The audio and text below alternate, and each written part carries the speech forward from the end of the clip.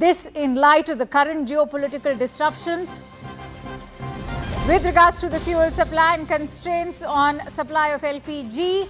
The ministry has now issued orders to oil refineries for higher LPG production and using such extra production for domestic LPG use. Remember, this is a significant decision that's been made. In fact, the orders coming in from the ministry itself.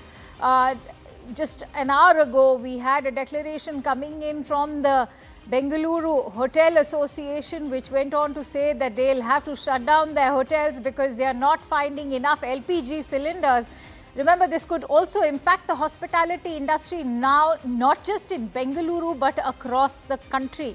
Let's quickly bring you the details over here. Concerns are already growing. Why so?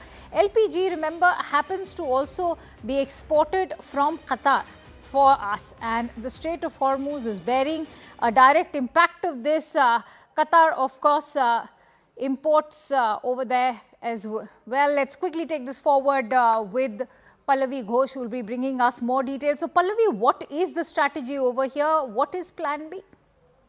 See, unlike crude oil and energy products, which includes petrol and diesel, where the government has been insisting that they've got 25 days each of stock and there are alternative routes, much of the LPG actually comes in through the Strait of Hormuz or through the Gulf areas. And that is where the problem really begins. And which is why the government is little apprehensive and worried, I would say, as far as the procurement of the LPG supplies is concerned. So while on crude oil and energy, the government is more or less confident that there will be no change in price, they are not so confident as far as the LPG concerned, and that explains, Akanksha, why these measures have been taken. We know that 2 days back, LPG prices were raised nominally by 60 rupees per cylinder, but now that big step has come in, a kind of rationing, though the government is calling it prioritization, which means that if a choice has to be made of supplying LPG to domestic users and versus the commercial users, the domestic users like people, you and me, will get the priority to ensure that the cooking gas is easily available and there's no problem there. So who are the ones who are going to be hard hit by it? Obviously, the commercial users, which are these eateries where the objection is coming in from in Bengaluru and in some parts. So two big decisions have been taken. One, earlier the booking period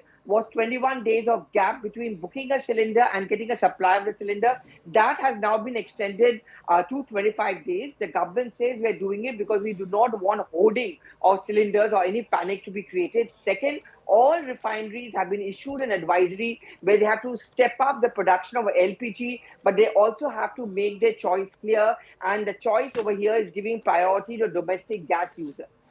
You know, majority of India's LPG requirement is imported, and that too from Qatar. Will India be able to meet that kind of demand and supply, especially with the ministry now ordering our own domestic refineries to up the production, or are we also looking at any alternate suppliers, Pallavi? So we do have an alternative arrangements like the ones pact we've made with Canada, Australia, to a great extent with America, but all of that will take some time to be implemented and put into motion.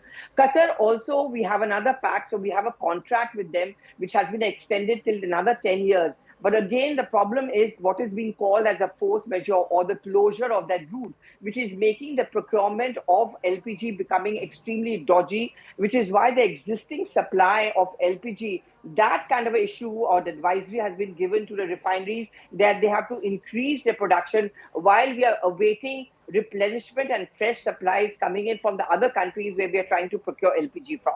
Many thanks to you, Pallavi, for bringing us all those details for us.